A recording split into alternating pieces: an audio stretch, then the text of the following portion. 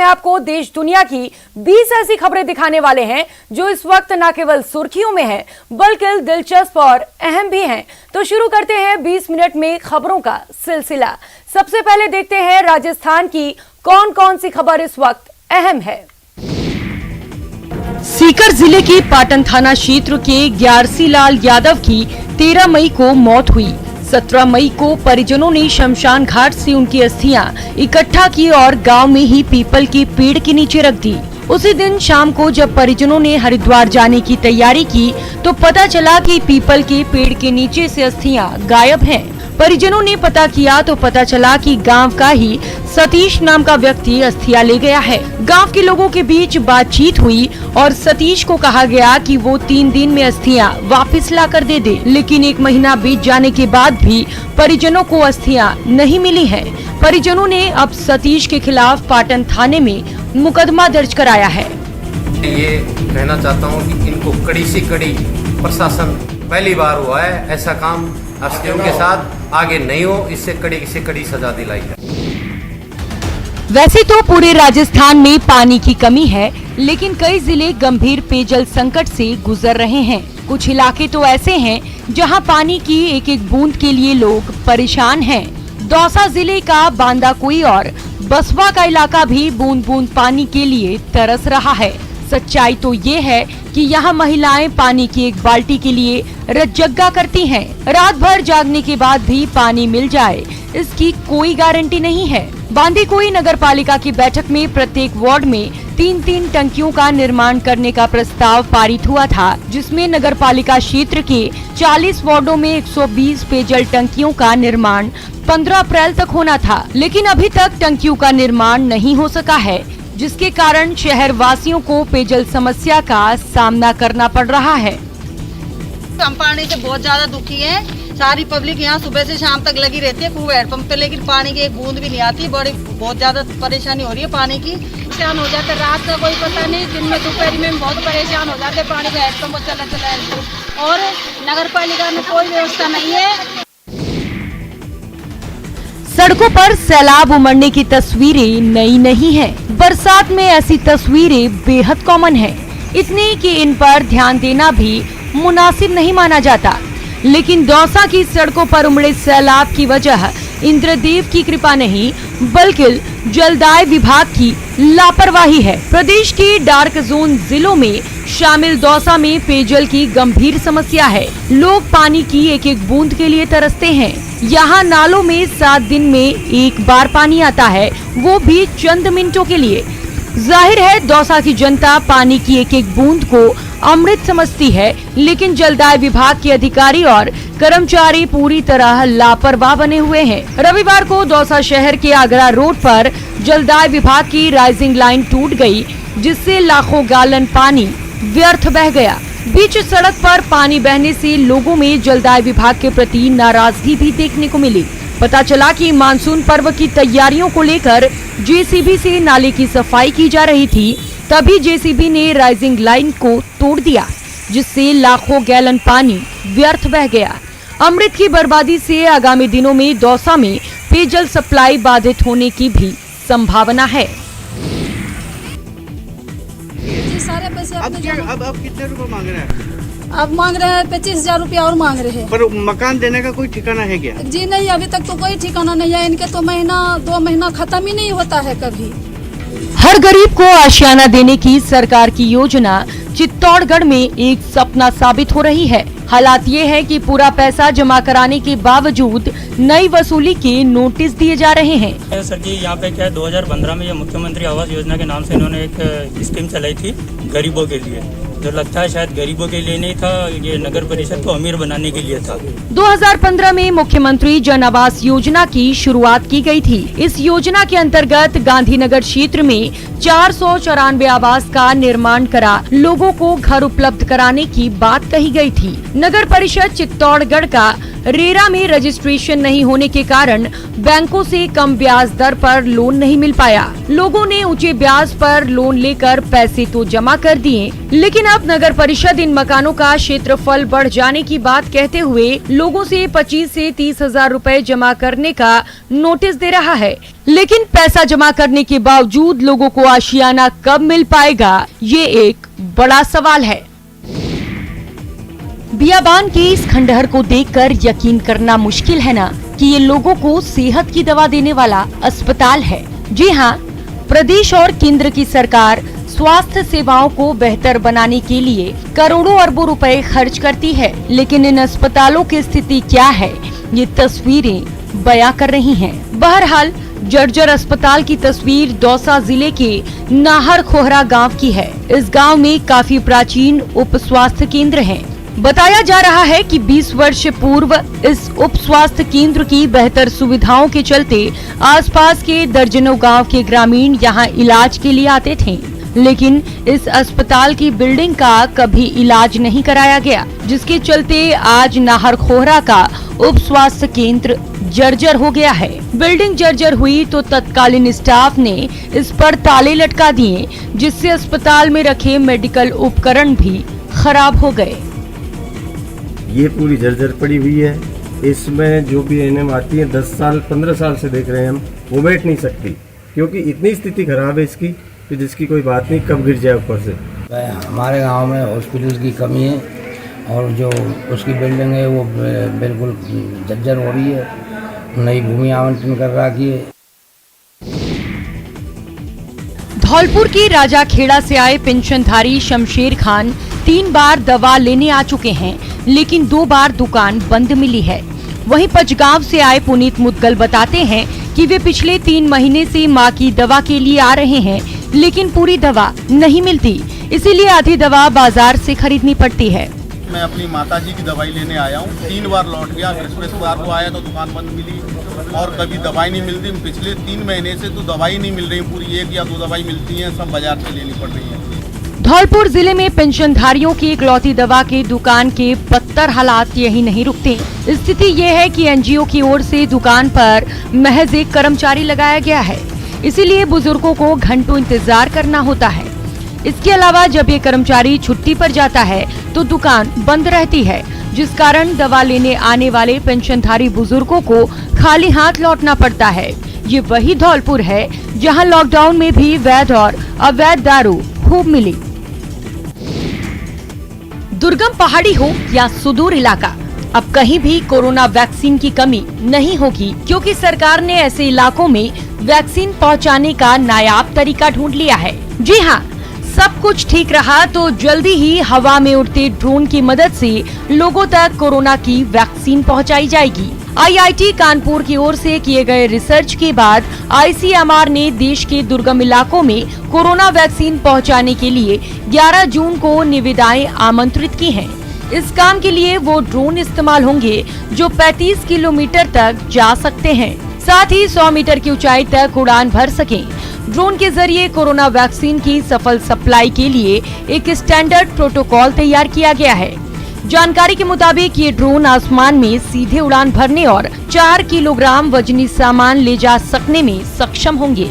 इसके साथ ही ये वैक्सीन को तय सेंटर पर पहुंचाकर वहां से वापस स्टेशन या केंद्र पर आने में भी सक्षम होंगे। ड्रोन की टेक ऑफ और लैंडिंग डीजीसीए की गाइडलाइंस पर आधारित होगी। इसमें पैराशूट आधारित डिलीवरी सिस्टम नहीं होगा। बिछड़े भाई बहन मिले तो दोनों की खुशियों का ठिकाना नहीं रहा। दोनों गले लगकर फूट फूट कर रोए। आखिर 7 सालों के बाद अपनों को पाकर कौन अपनी भावनाओं पर काबू कर पाएगा। कोटा में बाल कल्याण समिति, पुलिस और बाल अधिकारिता विभाग की कोशिशों से 7 साल से बिछड़ी बच्ची के उसके अपने मिल गए। गुमशुदा बहन को लेने भाई करीब 800 किलोमीटर दूर महाराष्ट्र के अकोला से कोटा पहुंचा और अपनी बहन को लेकर रवाना हुआ। बताया जा रहा है कि बालिका अपने माता पिता के झगड़े से परेशान होकर 14 साल की उम्र में ट्रेन में बैठकर कोटा आ गई थी, जिसे करनी नगर विकास समिति के आश्रय में प्रवेश दिया गया था। अप्रैल 2021 में बाल कल्याण समिति सदस्य आबिद अब्बासी को बालिका ने अपने बारे में जानकारी दी, जिसके बाद बालिका के भाई को अकोला से कोटा बुलाया गया। आज हम लोगों ने, इसमें विमल जी भी शामिल हैं, आबिद भाई भी शामिल हैं, एक ऐसा काम हम कर पाए हैं पुलिस के माध्यम से कि 14 से जो बच्ची अब गायब थी उसको हम परिवार से मिला पाए। कोरोना की रफ्तार पर ब्रेक जरूर लग गया है, लेकिन पोस्ट कोविड बीमारियां लोगों के लिए खतरनाक साबित हो रही हैं। ऐसे में परंपरागत आयुर्वेद चिकित्सा पद्धति लोगों के लिए लाभदायक साबित हो रही है। चित्तौड़गढ़ में डॉक्टरों का कहना है कि कई आयुर्वेदिक औषधियां ऐसी हैं जिन्होंने सीधे तौर पर अपना अच्छा प्रभाव दिखाया है। कोरोना से ठीक होने के बाद थकान, बुखार रहना, कमजोरी और अनिद्रा जैसी कई बीमारियां लोगों को परेशान कर रही है, जिनसे निजात दिलाने के लिए हर जिले में पोस्ट कोविड ओपीडी की शुरुआत की गई है, जिनमें आयुर्वेद दवाओं से काफी फायदा हो रहा है। माइल्ड टू मॉडरेट केसेस का हमने लोगों का ट्रीटमेंट चालू करा। माइल्ड टू मॉडरेट केसेस में हम लोगों को मेडिसिन देते, हमारे त्रिगुण कीर्ति रस है, सीतोपलादी चूर्ण है और गिलोय घनवटी है। इसका बहुत ही अच्छा रिजल्ट मिला। 20 मिनट 20 खबर में अब देख लेते हैं कुछ दूसरी राज्यों की खबरें। यूपी के चंदौली के लिया थाना क्षेत्र के खरौझा गांव में जमीन विवाद को लेकर दो पक्ष आमने सामने आ गए। आरोप है कि वर्तमान प्रधान अपने कई साथियों के साथ एक परिवार पर हमला कर उसे बुरी तरह घायल कर दिया। घायलों का उपचार साहबगंज स्थित प्राथमिक स्वास्थ्य केंद्र पर कराया गया, जहां 2 लोगों की हालत गंभीर होने पर उन्हें जिला अस्पताल रेफर कर दिया गया। घटना का वीडियो अब वायरल हो रहा है। बताते हैं कि खरौझा गांव के सुदामा पासवान का परिवार सिंचाई विभाग की पुश्तैनी जमीन में सैकड़ों वर्षों से मड़ई लगाकर रहता है। बरसात को देखते हुए सुदामा का परिवार पुरानी हो चुकी मड़ई को मरम्मत करने के काम में लगा था। तभी चुनावी रंजिश को लेकर ग्राम प्रधान राजन सिंह अपने लोगों के साथ सुदामा पासवान के घर पहुंच गया और मड़ई लगाने का विरोध करने लगा।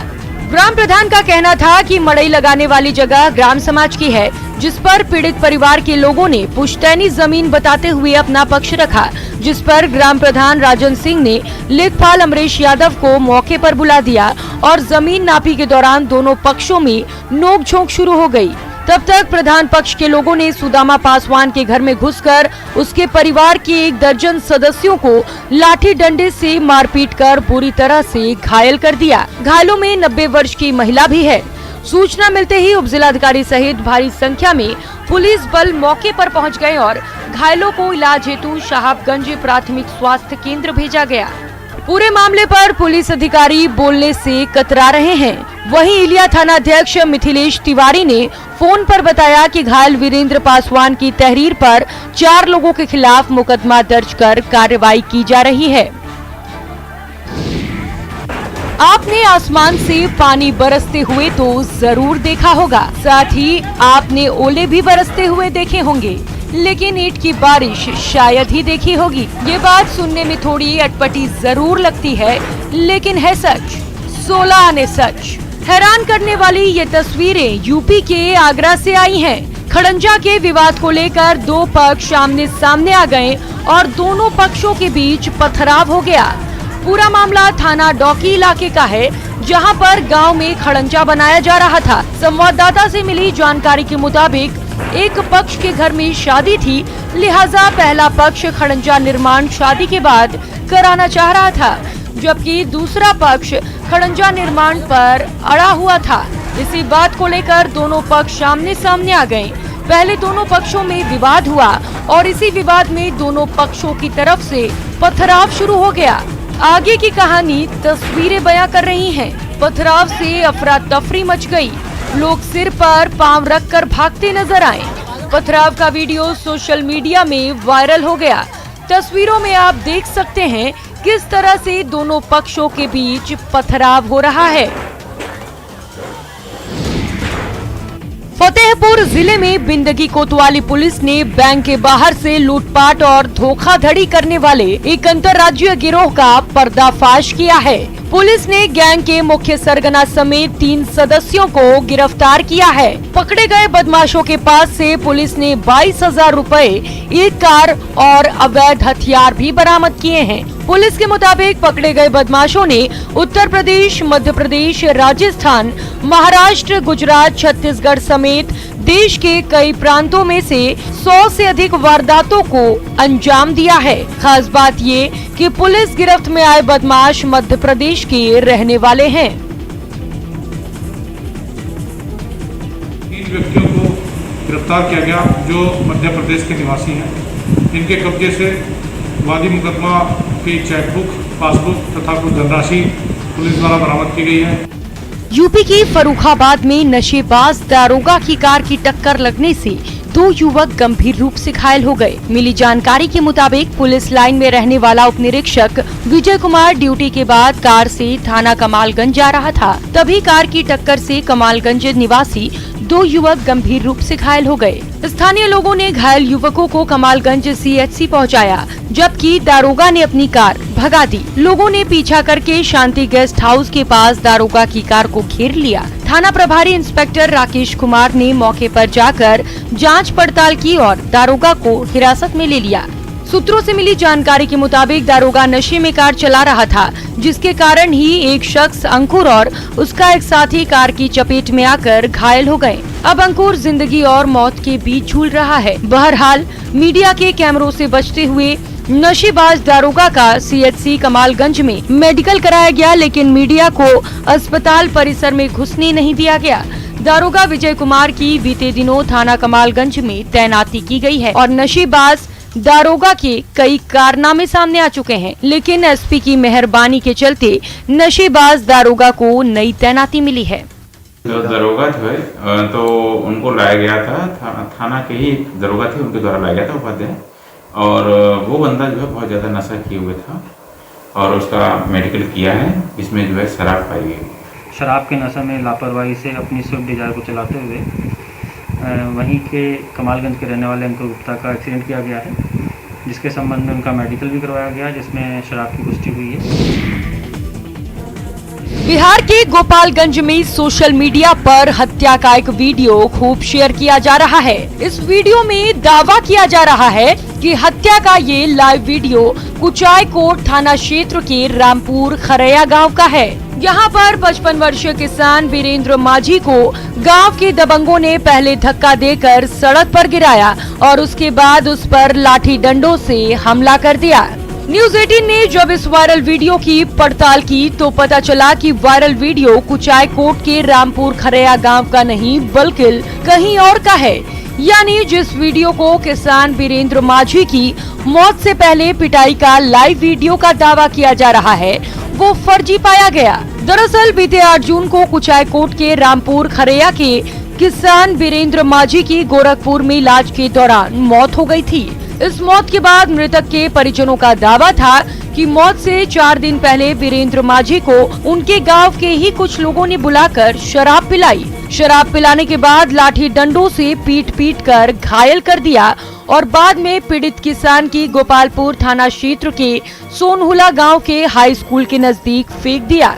परिजनों ने घायल किसान को सदर अस्पताल में भर्ती कराया, जहां से उसे गोरखपुर रेफर कर दिया गया। गोरखपुर में इलाज के दौरान किसान की मौत हो गई थी। इसी मौत से जुड़ा ये वीडियो बताया जा रहा है, जिसमें आप देख सकते हैं कि 33 सेकंड के इस वीडियो में कैसे एक वृद्ध किसान को पहले धक्का देकर सड़क पर गिराया जाता है, फिर उसके बाद कुछ युवक लाठी डंडों से उस पर जानलेवा हमला करते हैं।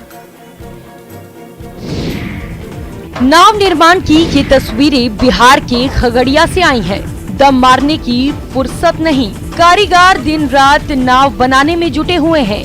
कोसी, बागमती सहित 7 नदियों से घिरा खगड़िया जिला इस बार बाढ़ के लिए तैयार है। इन नदियों में हर साल बाढ़ आती है, जिससे कई गांव जलमग्न हो जाते हैं। ऐसे में बाढ़ की आशंका को देखते हुए बड़ी संख्या में नाव बनाई जा रही है। 7 नदियों से घिरे खगड़िया में हर साल बाढ़ आती है और बाढ़ के समय में नाव का काफी महत्व हो जाता है। हम ये आपको दिखा रहे हैं, ये खगड़िया का बछौता गांव है। यहाँ पर देख सकते हैं कि लोहे के चदरे के सहारे नाव का निर्माण किया जा रहा है और ये जो नाव है एक तरह से कहे कि एक सप्ताह में 2 नाव यहाँ पर बन करके तैयार होती है। जो नाव मालिक है उनका साफ तौर पे कहना है कि लकड़ी नहीं मिलने के कारण वो लोग इन लोहे के चदरे का नाव बनवा रहे हैं। हालांकि एक नाव की लागत लगभग 2.5 से 3 लाख रुपए पड़ जाती है और एक सप्ताह के अंदर 2 नाव यहाँ पर बन करके तैयार होती है। एक अदद पुल नहीं होने से जान जोखिम में डालकर नदी पार करते ग्रामीणों की ये हैरान परेशान करने वाली तस्वीरें झारखंड के बड़का गांव से आई हैं। आजादी के 73 साल गुजर जाने के बावजूद बड़का गांव प्रखंड के कई नदियों पर पुल नहीं बने। ये स्याह सच तब जब भारत गांवों का देश है। जब तक गांव का विकास नहीं होता तब तक भारत का विकास नहीं हो सकता। बहरहाल गांव की नदियों पर पुल नहीं बनने के कारण बरसात के दिनों में लोगों को काफी परेशानी उठानी पड़ती है। सबसे ज्यादा परेशानी विद्यार्थियों और रोगियों और उनके परिजनों को उठानी पड़ती है। यहाँ के ग्रामीण बरसात में 4 महीने उफनती नदी को जान जोखिम में डालकर पार करते हैं। 20 वर्ष के दौरान 15 साल से अधिक लोग नदी में बह गए। ग्रामीण रिझन मरांडी ने संथाली भाषा में कहा कि अब झारखंड में आदिवासी सीएम हेमंत सोरेन है, अब पुल जरूर बन जाएगा। झारखंड के पलामू के एमएमसीएच की हालत बद से बदतर हो गई है। मरीज बिना पंखे के गर्मी में मर रहे हैं। अस्पताल के वार्ड में लगे पंखे खराब हैं। एसी की हालत तो देखने लायक भी नहीं। अस्पताल की हालत ऐसी है कि मरीज के परिजन घर से पंखा लेकर आ रहे हैं। पलामू की तेज गर्मी में मरीज की हालत पस्त है, मगर यहाँ इन समस्याओं को देखने वाला कोई नहीं है। कहते हुए भी शर्म आती है कि ये मेदिनी रॉय मेडिकल कॉलेज है।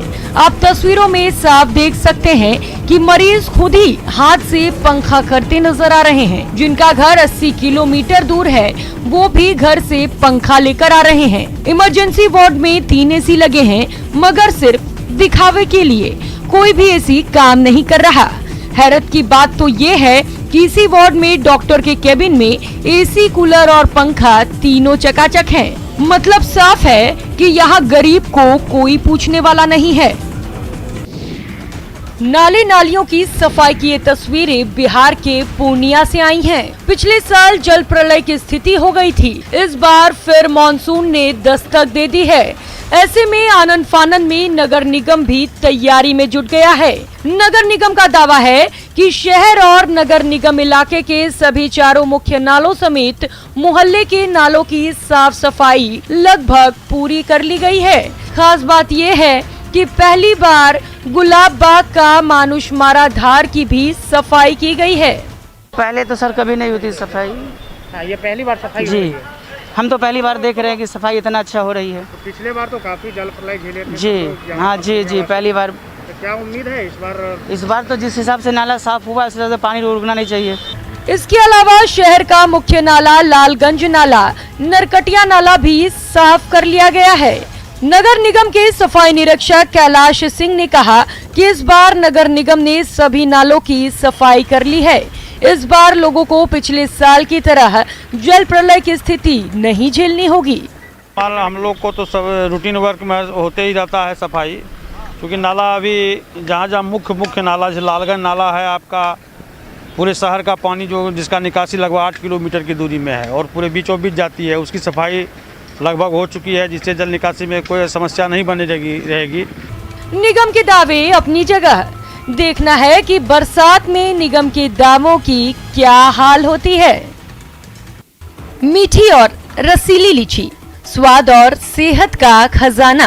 गर्मी आते ही बाजार में हर तरफ लाल रंग की मीठी रसीली लीची नजर आने लगती है, जिसे देखकर हर किसी के मुंह में पानी आने लगता है, चाहे बड़ा हो या छोटा। लीची को देखकर कोई भी अपने आप को रोक नहीं पाता। लीची खाने में जितनी स्वादिष्ट होती है उतनी ही पौष्टिकता से भरपूर भी। बिहार के मुजफ्फरपुर में लीची के दाम अब अंतिम समय में आसमान छू रहा है। ऐसा दशकों बाद हुआ है। जानकार बताते हैं कि लीची का मूल्य कभी भी 350 के पार नहीं पहुंचा। भले ही शुरुआती समय में लीची व्यापारी और किसानों को घाटे का सामना करना पड़ा हो, लेकिन अब समापन के समय उन्हें काफी फायदा हो रहा है। लीची की कीमतें 3 गुना बढ़ गई हैं। बाजार से शाही लीची खत्म हो चुकी है, जो इस बार 10 रुपए प्रति पीस बिकी। अभी चाइना ही बाजार में लोगों के लिए उपलब्ध है। 120 से 150 रुपए तक मिलने वाली चाइना लीची अब 250 से 350 रुपए तक बाजार में मिल रही है। हम लोगों का लीची तो सब गिर गया नीचे, कीड़ा पकड़ लिया, बचा हुआ है उसका रेट है, थोड़ा बहुत निकलता है। कहीं आप उन लोगों में से तो नहीं? आपने लॉकडाउन के दौरान देखा कि हम